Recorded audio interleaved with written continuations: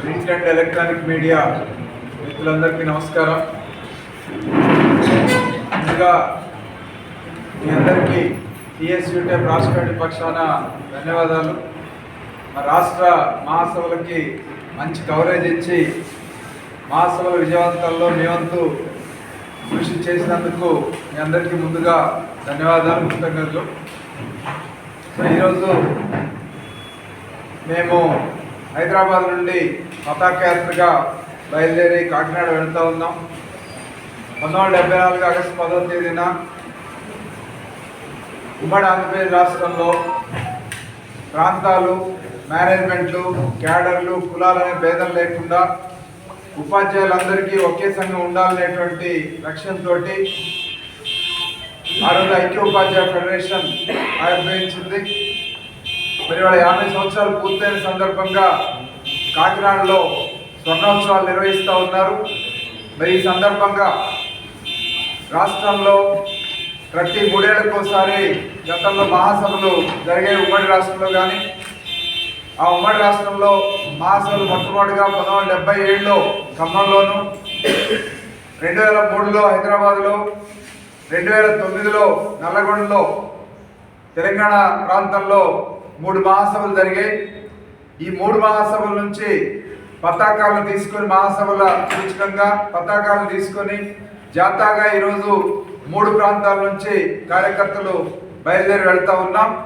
మరి ఈ సందర్భంలో ఎలాగో మార్చి 2025 ఎమ్మెల్సీ ఎన్నికలు ఉన్నాయి కాబట్టి మరి పతాక జాతాని ఒక ఎమ్మెల్సీ ఎన్నికల ప్రచార జాతాగా మేము యాదాద్రి భువనగిరి జిల్లా, నల్గొండ, సూర్యాపేట, ఖమ్మం జిల్లాల్లో, ఈ 4 జిల్లాల్లో ఈ ప్రచారం చేసుకుంటూ మేము పతాక యాత్రగా వెళ్తూ ఉన్నాం.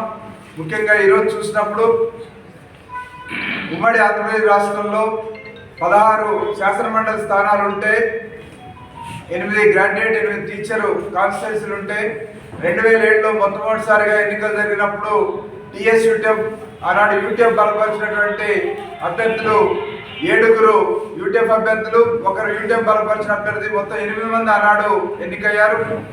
అటువంటి ఒక నిబద్ధత కలిగిన బలమైనటువంటి సంస్థగా యూటీఎఫ్ ఉంది.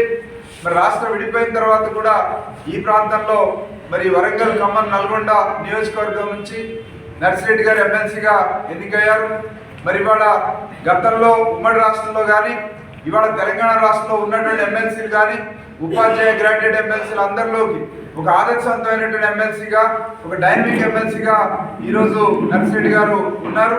మరి నర్సిరెడ్డి గారిని గెలిపించుకోవడం అంటే అది ఉపాధ్యాయుల అవసరం కాబట్టి ఉపాధ్యాయుల అవసరాన్ని ఉపాధ్యాయులకు గుర్తింపజేస్తూ రాష్ట్రంలో ఎక్కడ ఎవరికి ఏ సమస్య ఉన్నా, అది విద్యారంగానికి కావచ్చు, ఉపాధ్యాయ రంగానికి కావచ్చు, సాధారణ ప్రజలకు కావచ్చు, ఆ సమస్యల మీద ఎప్పటికప్పుడు స్పందించి పరిష్కారం కోసం శాసన మండలిలో ఉన్నటువంటి అవకాశాలన్నీ వినియోగించుకున్నారు. అదే రకంగా అధికారులతో ప్రాతినిధ్యాలు చేశారు. ఇంకా అవసరమైన సందర్భాల్లో సంఘాలు నిర్వహించిన పోరాటాలకు మద్దతు ఇవ్వడమే కాకుండా తానే స్వయంగా పోరాటాలను రూపొందించి పాల్గొన్నటువంటి సందర్భం ఉంది. సో అటువంటి సందర్భంలో ఎమ్మెల్సీ నర్సిరెడ్డి గారిని గెలిపించుకోవడానికి ఈ యాత్ర కూడా దోహదపడుతుందని చెప్పి భావిస్తూ ఈరోజు హైదరాబాద్ నుంచి అశ్రాపేట దాకా తెలంగాణ రాష్ట్రంలోను, ఆ తర్వాత ఆంధ్రలోను మన యాత్ర సాగుతూ ఉన్నటువంటి సందర్భం. ఈరోజు కేంద్ర ప్రభుత్వం జాతీయ విద్యా విధానం 2020 తీసుకొచ్చింది. దాన్ని రద్దు చేయాలని, అట్లాగే కంట్రిబ్యూటరీ పెన్షన్ విధానాన్ని రద్దు చేయాలని, పాత పెన్షన్ విధానాన్ని పునరుద్ధరించాలని, అట్లాగే రాష్ట్రంలో విద్యకి 15%, కేంద్రం జీడిపిలో 6% విద్య కేటాయించాలనేటువంటి ప్రధానమైన డిమాండ్తో పాటు పూర్వ ప్రాథమిక విద్యా తరగతుల్ని ప్రాథమిక పాఠశాలలో ప్రారంభించాలని చెప్పి కూడా డిమాండ్ చేస్తూ ఈ సమస్యల పరిష్కారం కోసం దేశవ్యాప్తంగా ఎస్టీఎఫ్ ఉద్యమం చేస్తూ ఉంది. ఆ క్రమంలోనే ఉభయ తెలుగు రాష్ట్రాల్లో కూడా ఈ డిమాండ్స్ పరిష్కారం కోసం యూటీఎఫ్ నిర్వహిస్తున్నటువంటి పోరాటాలకి ఈ స్వర్ణోత్సవ మహాసభలు బలాన్ని చేకూరుస్తాయని చెప్పేసి భావిస్తూ మేమందరం కూడా ఆ జాతాలో పాల్గొంటా ఉన్నాం. ఈ జాతాకి అపూర్వమైనటువంటి స్వాగతం పలికినటువంటి నల్గొండ జిల్లా కార్యకర్తలందరికీ ధన్యవాదాలు తెలుపుతూ ఈ జాతాని విజయవంతంగా కొనసాగించడానికి మాకు అవకాశం ఇచ్చినందుకు ధన్యవాదాలు తెలుపుతున్నాం.